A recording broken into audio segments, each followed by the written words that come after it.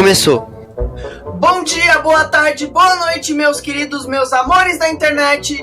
Eu sou o Vitor, também conhecido como Kazu, o rei de passar vergonha em público. Esse é o podcast do Game Foss. Estamos aqui com... Diego, também conhecido como Dig. Ele, pra quem não sabe, é o ser humano mais magro do mundo e seu superpoder é poder ser usado como uma pipa. Pra sua informação, tá, Kazu? Eu engordei. Agora, por exemplo, posso doar sangue. Parabéns, agora você pesa o quê? 40 quilos? São 50. Já não é mais levado pelo vento, né? Também temos aqui... Bruno, também conhecido como Ovelha. Gente, o Bruno é o rostinho bonito do Game Foss. Rapaz, se o Bruno é rostinho bonito, a gente tá muito fudido. Eu sei.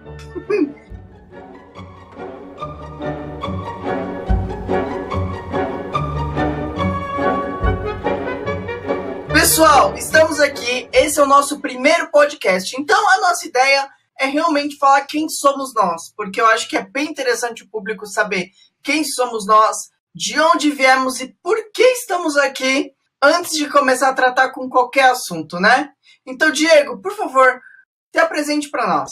Sou o Diego, tenho 22 anos, trabalho com tecnologia, com programação, sou bacharel em ciência da computação. Cresci com uma ovelha aí fazendo técnico em jogos digitais, então só por isso dá pra entender como eu acho o jogo uma coisa legal, a ponto de querer levar de um jeito meio profissional. E eu também sou aficionado por divulgação científica, então eu fiquei imaginando, será que não dá pra gente falar de jogos de um jeito um pouco diferente? Eu juntei com alguns amigos e resolvemos criar aí o Game Foss. E aí aqui nosso site vai ser dividido em duas partes, né? Entretenimento no geral, então a gente fala de jogos de maneira mais descontraída, a gente faz review, a gente coloca notícias, a gente traz coisas desse tipo.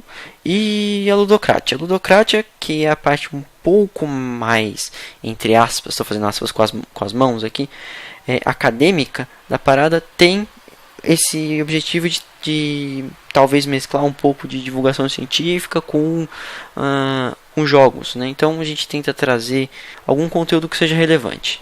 Chamei pessoas competentes aí, no meu entender, você, o Ovelha, e estamos aí fazendo um episódio, né? O primeiro piloto. E Bruno, se apresenta um pouco, explica um pouco qual é a sua ideia e por que você se juntou com a gente no Game Foss. Eu também fiz curso técnico Diego, né, de jogos, que o curso foi bem bosta, né, na real, mas sabe como é, né? A gente sobrevive e aprende muito com isso. Depois eu fiz ciência da computação, estou quase me formando já, e atualmente eu trabalho na área de criação de jogos, então eu acho que tenho alguma coisa para acrescentar nisso aí. Então, e eu tô aqui porque me chamaram. Você quer chamar? O cara coordena uma equipe aí de 50 pessoas para fazer uns jogos e fala que tá aí porque chamar. Mas agora você, Kazu, se apresenta um pouco aí, cara. Quem é Kazu Murano? Kazu Murano, Vitor Murano. Eu tenho 26 anos, estou praticamente me formando num curso chamado Licenciatura em Educomunicação, que trabalha bastante, que trabalha parte da educação também, mas trabalha muito da comunicação, e principalmente da comunicação como um ato educativo. Então, a gente acredita que qualquer tipo de comunicação, qualquer tipo de mídia educa para o bem ou para o mal. E isso se aplica muito para os jogos, né? Porque os jogos são uma nova dimensão da comunicação. Porque a gente tem a parte audiovisual, a gente tem a parte textual, mas a gente também tem a interatividade. Então, você não vai... É diferente de você ver um filme e aprender uma coisa com o filme. Você está tendo a experiência. E a experiência, para a educação, é a parte mais intensa. É o modo mais intenso de você educar alguém é através de uma experiência. Então, se você jogar um jogo que realmente te absorve e te ensina algo, você aprende com muito mais facilidade do que... e de uma maneira muito mais duradoura, muito mais intensa do que simplesmente assistir alguma coisa. Então, vocês podem dizer que eu sou o cara mais da narrativa, mais das histórias, um pouco mais da parte... da parte narrativa mesmo, da parte de enredo, de personagens, desses desenvolvimentos dos jogos.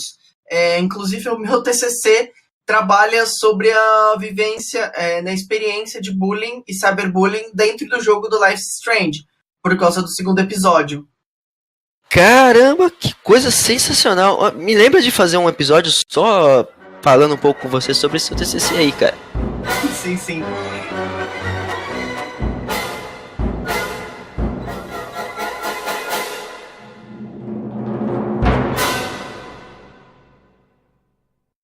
Pessoal, agora que a gente se apresentou um pouco como pessoas, como profissionais, vamos falar um pouco quem somos como jogadores. Então, cada um separou um jogo, cada um separou o que cada um gosta mais, o que a gente acha que é importante discutir. Então, vamos começar com o Diego. Diego, o que você trouxe pra gente? Eu escolhi Skyrim.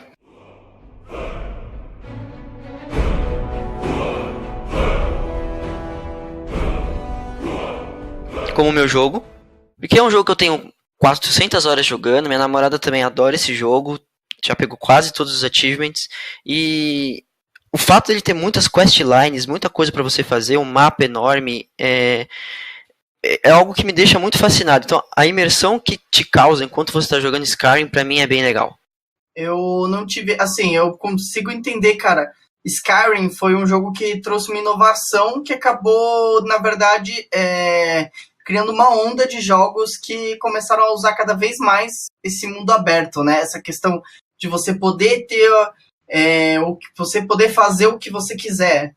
Porque antes era muito só o GTA que fazia isso, mas o Skyrim chegou e disse assim, hold my beer. Tem toda uma lore também, várias, né, você tem dragões, tem lobisomem, você tem vampiro, tudo aquilo coexistindo de uma maneira muito legal, você tem toda uma mitologia ali dentro do jogo. E você pode salvar crianças de um orfanato. Você pode salvar crianças de um orfanato, você pode ser um assassino, você pode ser um lobisomem. Você pode sair matando todo mundo se você quiser. O mundo tá acabando e você tá lá cortando madeira. Você faz uma casinha, você pode adotar criança, pode se casar. Cara, a liberdade que você tem dentro desse jogo, e isso que a gente nem tá falando dos mods que a comunidade faz pra ele. Porque trocar todos os ursos por aranhas é uma coisa muito divertida.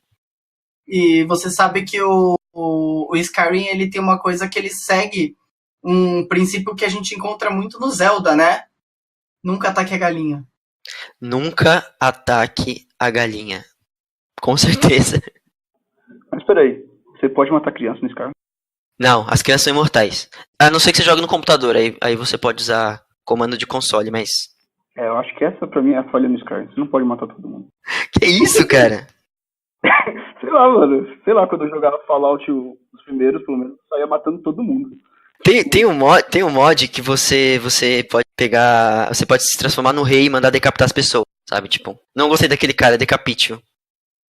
Quais mecânicas te fizeram se atrair mais pelo Skyrim? Qual foi a mecânica que realmente te fez você comprar a história e gastar todas essas horas no jogo?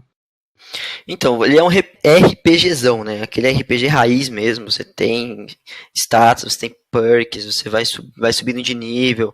Você tem vida, mana, estamina, e você tem que fazer o controle desses recursos enquanto está jogando. Você pode parar o jogo e comer 50 bolas de queijo para poder recuperar sua vida. Enfim, mas o fato de ter essa mecânica de RPG é o que eles chamam de RPG Western, né? Ele é o jogo mais famoso de RPG do Ocidente que os japoneses gostam. Sabe que os japoneses são muito fechados em relação a RPG, né? O RPG japonês é um estilo, sim, único, e eles são bem exigentes enquanto a isso. Jogos que são feitos no Ocidente, quando vão pro Japão, eles não fazem tanto sucesso. Agora, o Skyrim é um RPG do Ocidente que faz sucesso no Japão, sabe? Pra aquela comunidade. Porque o jeito dele mesmo, né? Ele é um RPGzão raiz, ele é um RPGzão de ação, então não é por turno, né? Você vai atacando e tal, você vai subindo suas armas. Só que funciona de uma maneira bem fluida pra ali, e se encaixa com toda a lore que tem ali por trás. Então você tem as armas que você consegue armas especiais dos deuses, né? Tipo uns deuses que tem no jogo. E você faz quests pra conseguir aquilo, então acho que isso é legal. E a gente falou um pouco da inovação, né? Da questão do mundo aberto. Mas assim, Qual é seu apego hoje em dia com esse jogo, assim, numa questão de esse jogo ter sido lançado há 8 anos atrás e você ainda discute ele assim, sabe? Porque esse é um jogo que, pra você ter 500 horas nesse jogo, você passou mais de ano jogando isso e você ainda volta pra ele. Qual é seu apego emocional com isso? Eu acho que ele tem um fator de replay muito grande, né? Embora todas as cavernas pareçam iguais, assim. Você vai, entra na caverna, mata todo mundo, vai pela saída rápida. Ele tem um fator de replay, talvez por ter muitas questlines, talvez por você poder seguir, não necessariamente sempre do mesmo jeito. Dessa vez eu vou jogar de vampiro, dessa vez eu vou jogar de lobisomem, dessa vez eu vou tentar fazer um arqueiro. Eu, pelo menos, sempre acabo com arqueiro stealth. Então você joga, mas você não gastou 500 horas numa única história. Os 10 primeiros minutos são meio preguiçosos, dá uma preguiça de você jogar nos 10 primeiros minutos pra ver toda a historinha do início, né? Mas depois, quando ele abre ali, você tem um mundo inteiro pra explorar. Pode fazer isso de novo, de maneiras diferentes. Acho que é o fator de replay o que faz você gastar 500 horas no jogo. Cara, eu sempre quis jogar assim Skyrim, mas eu acho que o jogo ele é um pouco aberto demais pra mim numa questão de eu não conseguir ter um foco. Então, assim, às vezes quando você tem muitas escolhas e o Skyrim dá muitas escolhas, você fica um pouco perdido porque você não sabe o que você escolhe ali. Você não sabe pra onde vai. Sério, cara, eu não achei tanto isso, não. Tipo, assim, eu achei da inovação, mas não achei tanto de ficar perdido. Eu joguei ele quase que linear. Deve ser por isso que eu não curti tanto, assim. Ele tem esse problema também de se você for muito ali, pega a missão principal e vai, você consegue fazer. Mas aí você perde muita graça do jogo. Eu acho que talvez é uma questão de gosto mesmo, é uma questão de estilo, sabe?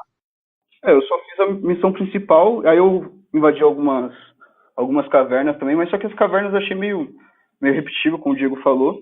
Mas tem algumas sidequests legais, tipo a de virar bruxo e tal, ganhar uma túnica. É interessante, assim. É um jogo, tipo, eu acho que ele é bem guiado, na real. Eu acho que tem um jogo mais... Os jogos mais antigos, por exemplo, não te guiavam em nada. Você pegar primeiro Zelda, você ia ficar totalmente perdido. O Skyrim, com certeza, um dos jogos mais inovadores da 7ª geração e trouxe toda uma questão importante pro jogo que a gente tem até hoje.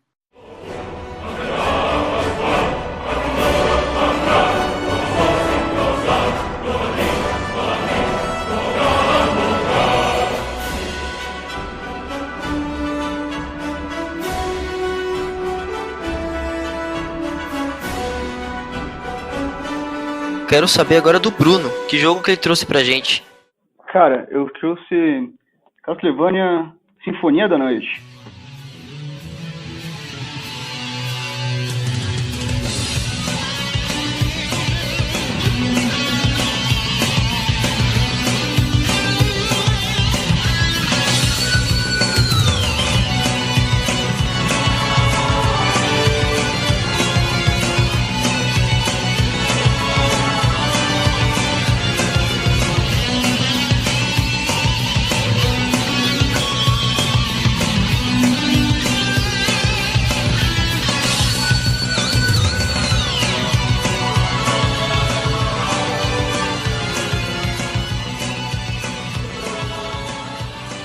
Esse jogo pra mim foi muito louco, porque foi um dos primeiros jogos que eu tive de Play 1.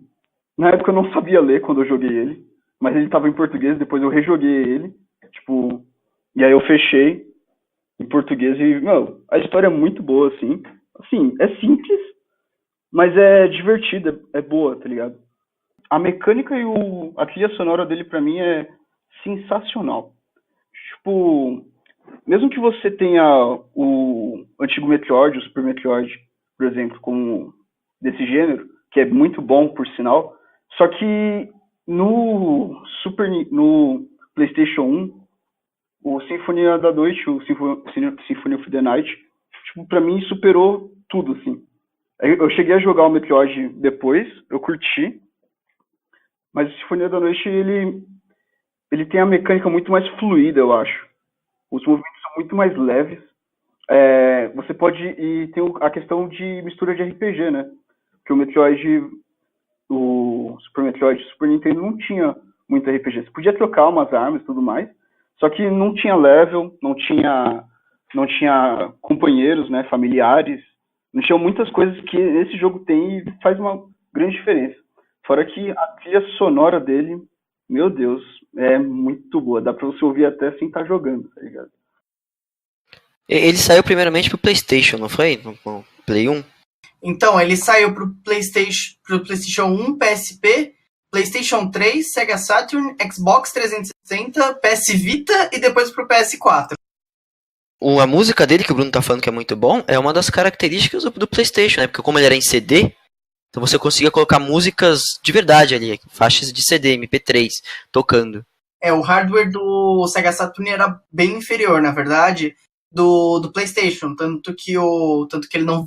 Ninguém teve um Sega Saturn. Foi um console que flopou bonito. Mas o Symphony of the Night, ele ficou... Até hoje, se você ouvir a música dele, ela ainda... Sabe, ela ainda vale, não é aquela coisa que envelheceu mal. O jogo inteiro, como um todo, na verdade, ele ainda se mantém. Você percebe que eles sempre relançam o jogo porque todo mundo quer jogar, todo mundo quer lembrar desse jogo. Coisa que foi eternizada. Mas, Bruno, fala um pouco, o que te prendeu nesse jogo? O que te deixou tanto apegado a esse jogo para você trazer pra gente nessa questão das mecânicas? Como é que foi sua experiência de explorar o jogo? Como é que foi conhecer? Porque é feito... Toda a questão do Castlevania é você explorar um castelo, né? Você explorar o castelo do Drácula. Foi um dos poucos jogos que eu tive essa sensação de exploração sem ser necessariamente um RPG, por exemplo. É o mais próximo de um hack and slash que tem uma história e uma exploração comparado com os outros. Os outros eram ou é muito só porrada, sem exploração nenhuma, ou muito história com pouco gameplay. Esse aí eu acho que ele encaixou bem feito, assim, bem perfeitinho. Além disso, emocionalmente, é porque, como eu falei, foi um dos primeiros jogos de Play 1. Então, eu gostei pra caramba, assim. Tipo, não tinha... Acho que, pra mim, até hoje, é um jogo que eu rejogaria. E é um dos poucos jogos que eu já rejoguei. Porque eu não sou muito de rejogar jogo, né? Eu fecho um jogo, termino, e é isso, normalmente. Uma das grandes inovações do Castlevania é a questão do que a gente chamou do Metroidvania, que é pegar aquela coisa que a gente tinha no Super Metroid, que é você explorar o mundo ali, explorar aquele cenário, e você poder ir e voltar, e uma coisa que você encontra lá na frente, que você não conseguia passar em determinado momento.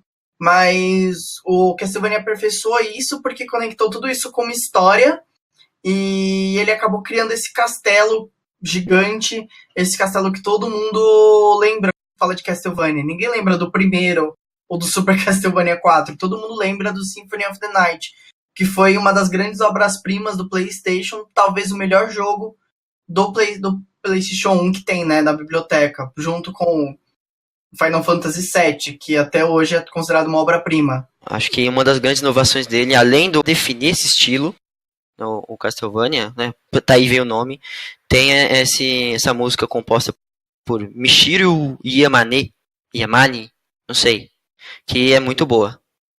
Além disso, vocês falaram que o do PlayStation fez mais sucesso e tudo mais, só que o do Sega Saturn, ele tinha uma opção de você jogar com três personagens diferentes, uma coisa que do PlayStation não tinha.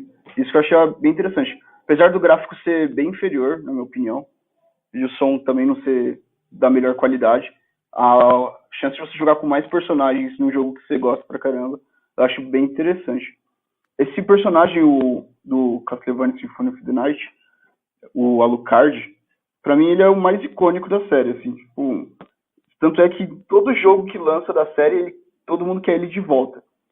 E na animação, que saiu recentemente na Netflix, ele também foi, tipo, pra mim o melhor personagem. Que geralmente os jogos são... o protagonista do jogo é o Simon Belmont, né? E ele é um personagem jogável no Saturn, né? No Saturn ele é jogável, no Symphony of the Night no começo você joga com ele também, mas é bem rápido.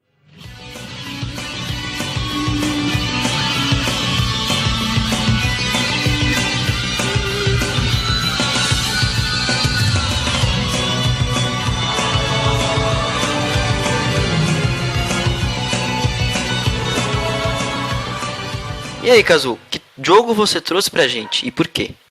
Eu trouxe Earthbound.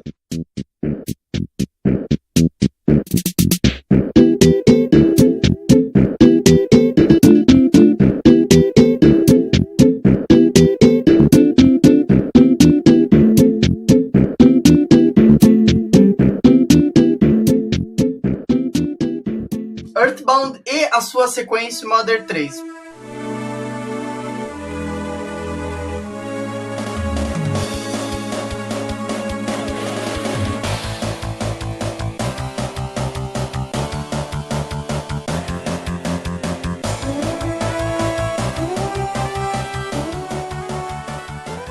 Os jogos que a pessoa chama de Cult Classic, né? Que não fez sucesso na época, não fez sucesso no momento que lançou, mas conforme o tempo foi passando, as pessoas foram gostando mais. E hoje em dia ele é muito mais conhecido, as pessoas jogam muito mais. E o que te fez jogar esse jogo? O que fez você trazer ele aqui pra gente? E quando você jogou esse jogo? Earthbound eu joguei ano passado. Nossa, recentemente? Recentemente, tá muito fresco na minha memória. Por quê? Porque eu via muito essa coisa do Earthbound e eu comecei a ficar curioso, porque eu vi que era uma experiência muito diferente como um RPG. E esse é um RPG que é o primeiro que a gente tá trazendo, que não é o RPG mais ocidental, né? Ele é o RPG, o JRPG. É japonês. E ele foi feito por um dos grandes gênios, na minha opinião, o Shigesato Itoi, que foi a mente por trás do Earthbound, que acabou virando conhecido também como a série Mother, que você tem o Mother, que é o primeiro, que é de Game Boy Advance, o Mother 2, que é o que a gente conhece como Earthbound, e o Mother 3, que é um jogo que todo mundo quer que venha pro ocidente, mas não veio, só tem uma tradução de fã. Dá pra falar que o Kazu é o nosso fanboy da Nintendo aqui, né? Eu sou total. O Nintendo faz parte da minha vida, mas assim, por que eu gosto tanto do Earthbound?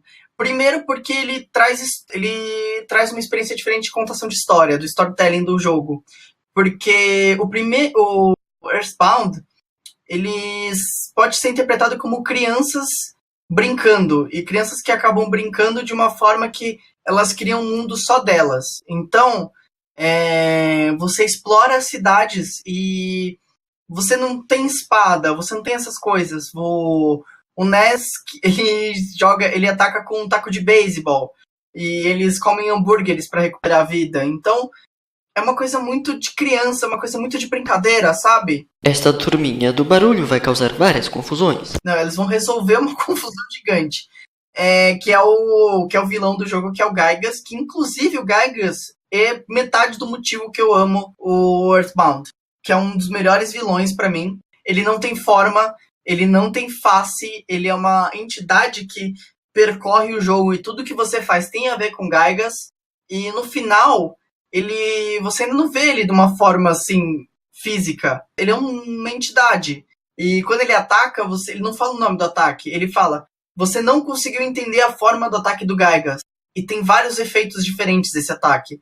Então, ele é uma coisa imaterial, uma coisa muito abstrata. E essa batalha final é difícil? Extremamente. Eu morri umas 4 vezes, assim, porque você tem que sobreviver até determinado ponto. O Garga, ele parece que foi feito com imagens de fetos, uns negócios assim. Isso é verdade?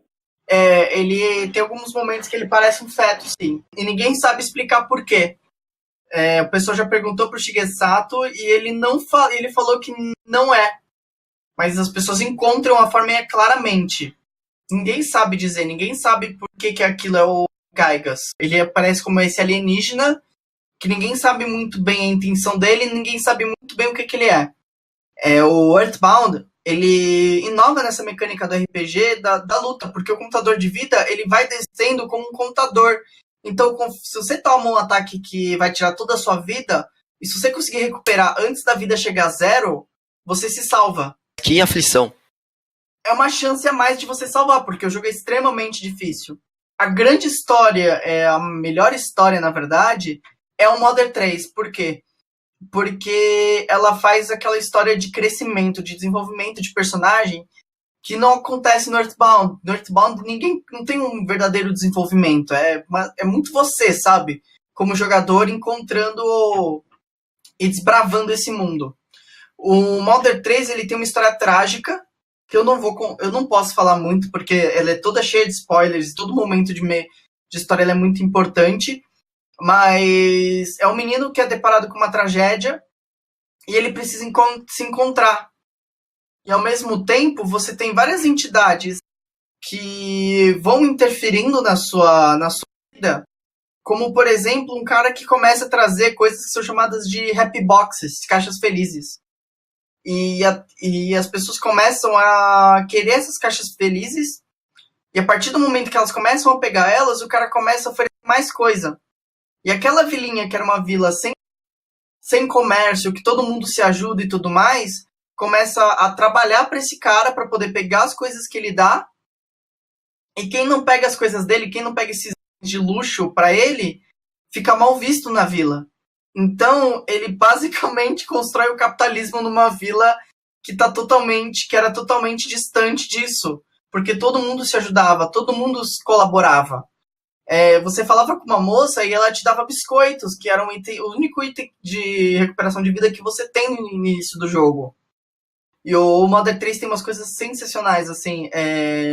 Uma hora você entra numa farmácia e você fala com um cachorro, e o cachorro fala: "Oi, eu sou o espírito do desenvolvedor do jogo que tá preso dentro desse cachorro. Deixa eu te dar algumas dicas." Aí depois que você termina de falar, ele fala: "Eu vou voltar a ser um cachorro agora." Nossa, quebra da quarta parede total. Total, e é sensacional. Eu adoro quebra da quarta parede. Eu amo Undertale, por exemplo, que quebra a quarta parede como se não fosse nada. E em quais plataformas você jogou esses jogos aí? O Earthbound é Super Nintendo, e o Mother 3 você consegue baixar um emulador de Game Boy Advance e baixar a tradução dos fãs, que é muito boa. Claro, desde que você tenha comprado o jogo original, obviamente, né? Caso tem mais alguma coisa pra falar sobre Mother 3 ou Earthbound? A única coisa que eu tenho pra dizer é: se vocês não jogaram ainda, joguem. É a mesma coisa eu falo sobre Skyrim. Se você não jogou até hoje, jogue. Espere uma promoção da Summer Sale e compre ele com todas as DLCs inclusas. Eu acho que a mesma coisa vale pro Castlevania, né, Bruno? O quê? Foi mal. Isso vai ficar. Isso não vai sair da gravação. Eu me recuso a tirar isso da gravação. Ok, então vai ficar. Como eu estava perguntando, Bruno, mesma coisa pode ser dita pelo Castlevania, né? Vale a pena jogar. Porra, se não vale a pena jogar, eu não sei o que vale a pena jogar, na real. E essa foi um pouco a nossa introdução, um pouco conhecendo quem é o GameFoss, quem somos nós, por que estamos aqui. Todos nós temos algum background, alguma coisa com jogos.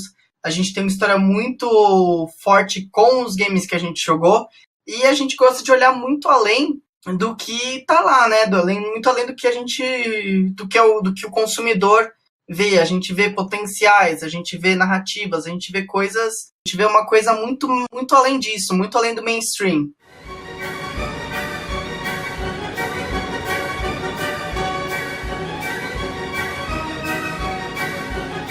Agora a gente vai, antes da gente encerrar, uma outra coisa, a nossa recomendação da semana.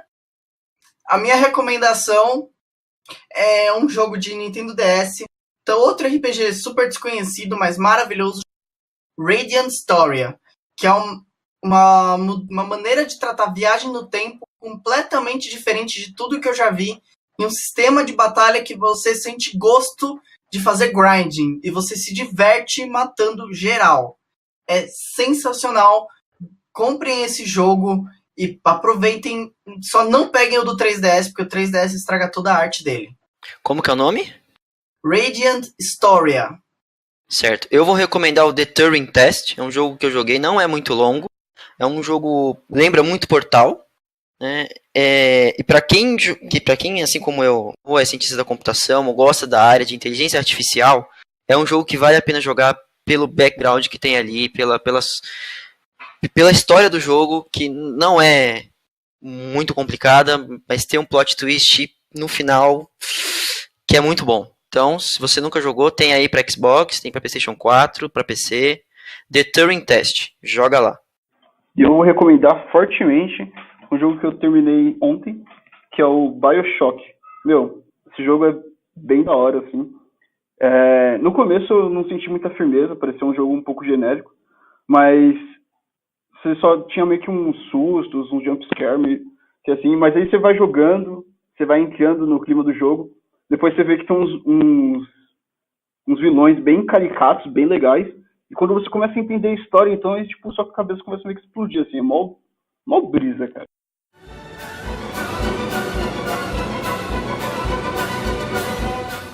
Então, Diego, o que vem agora?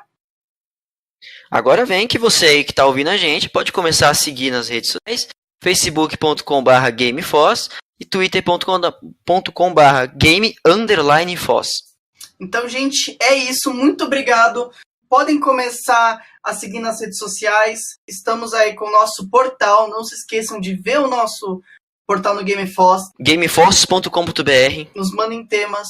Muito obrigado. E é isso aí. Até a próxima. Tchau, tchau. Tchau, tchau. Fechou! Como assim, mano? Me saiu. Eu cliquei sem querer. Foi. Isso vai ficar no final, você tá ligado, né? Eu sei. Pode deixar, como eu disse no início, eu sou o rei de passar vergonha em público. Agora eu tô passando vergonha na internet.